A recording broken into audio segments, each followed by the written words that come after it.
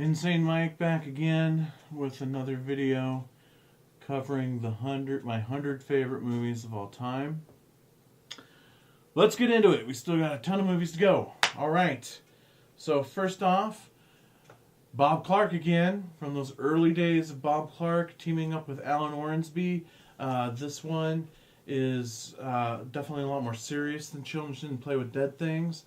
And even though it still has a few little comedic moments, but it's still it's just so natural, human moments, and it's through some of the dialogue too. But anyway, but the horror elements are just top notch, and this is like early Tom Savini makeup effects when he was working underneath Alan Ormsby. So again, you got Alan Ormsby writing, Bob Clark directing, Alan Ormsby doing makeup effects, and Tom Savini assisting along with him.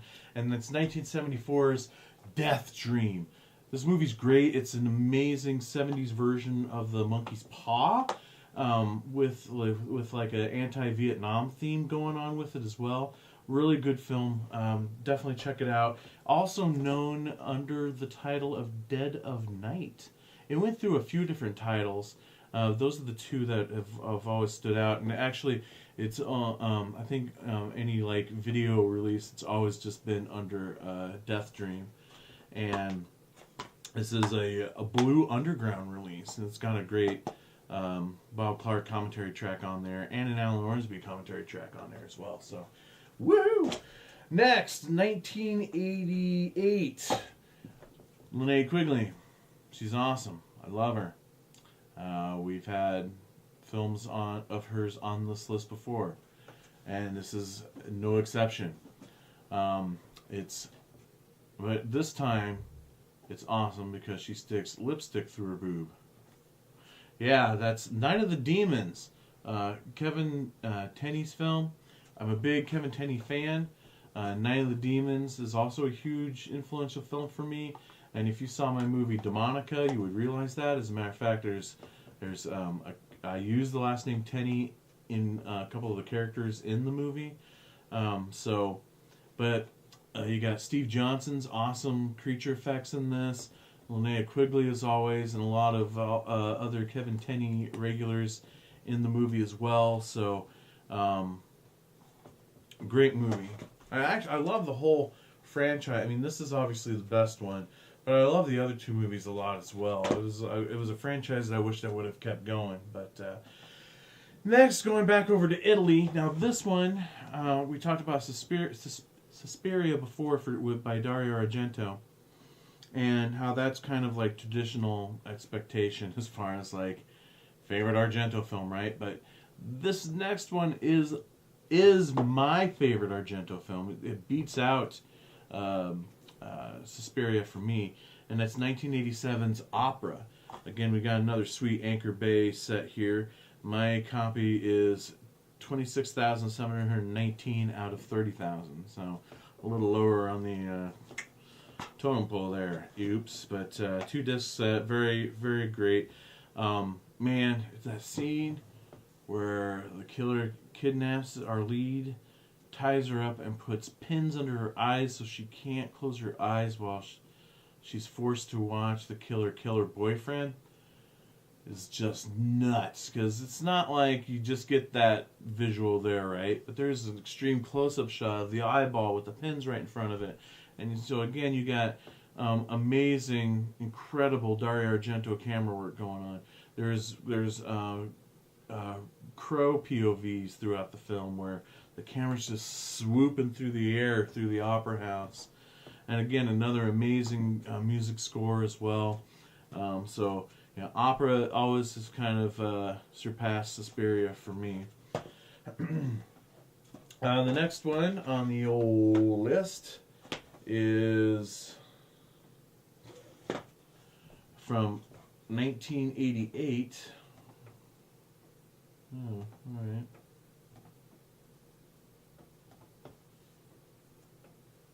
Sorry. I'm using IMDb to help me with dates and stuff, and for some reason so I'm pretty sure it's 1988. It's a remake, and it's The Blob. written by Frank Darabont and directed by Chuck Russell. An amazing team. They did some great work together. You know, they also co-wrote Nightmare on Elm Street Part 3, which is one of the best of the Nightmare series. You know, this one you got Shawnee Smith at her cutest is in this movie. The blob effects to this day are just so amazing. Like, how in the hell did they do these effects? So, yeah, the Blob remake. Moving on. We gotta keep going. So, also mentioned another one of my favorite filmmakers is Brian De Palma. We talked about Phantom of the Paradise in the previous episode, and how that's probably the only one that is in the top 100. Well, not true. I realize this next one is also a Brian De Palma film, but it's not still your traditional Brian De Palma film. It's not Body Double. It's not The Untouchables.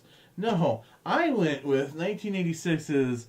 This is probably the weirdest one to pick out of all De Palma's movies. Wise Guys with Danny DeVito and Joe Piscopo. It's a comedy. It's a goofball comedy about these two guys that work for this mob boss, and they're trying to get out of the mob business. They steal money from the mob boss to bet on a horse, and now the mob boss has put a hit on these two guys, and the guy that he hires to kill the other is the other guy. So he tells Danny DeVito he has to kill Joe Piscopo, and Joe Piscopo has to kill Danny DeVito. And comedy hijinks ensues. And when you watch this movie, it's definitely not your traditional goofball comedy that you see as far as directing style goes. You really get a flair for some De Palma within this movie. I've always really liked this movie, even before I realized it was a De Palma film. So when I made that connection, I was like, whoa, this is insane. But it's got a lot of great people in it. Harvey Keitel shows up in it. Captain Lou from WWF is in the movie as well, and he's a scene stealer and a half in this movie. Wish he would have done more acting, but yeah, I know, an odd pick out of all of the amazing Brian De Palma movies, and my second favorite De Palma film is Wise Guys. All right, so moving on. I've also always been a fan of the Zucker brothers, and this one's directed by David Zucker. And it's not, it's not Airplane. It still has some of that Airplane style humor in it, but not as it's not a straight satire film like that. I mean, it's kind of satirical in the world of sports films and stuff, but just not nearly as over the top in some of those satire jokes that you get in Airplane or Top Secret. So this is probably my favorite Zucker Brothers movie, well, if you put it in that category. And it's 1998, and it's the stars of the film that really make the movie for me. And that's Basketball with Trey Parker and Matt Stone, the guys who made South Park.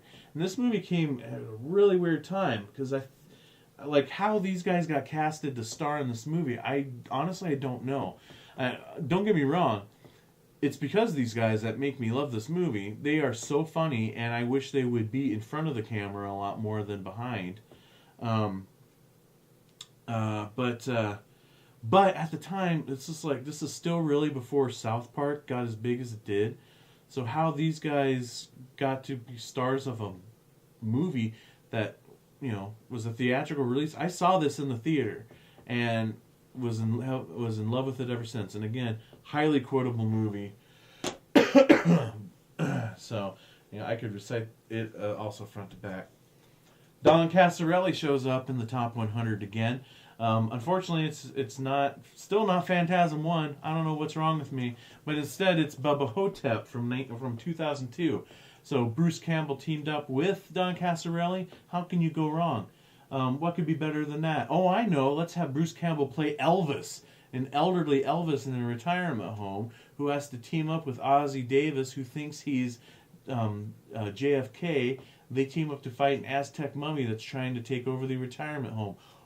What the fuck?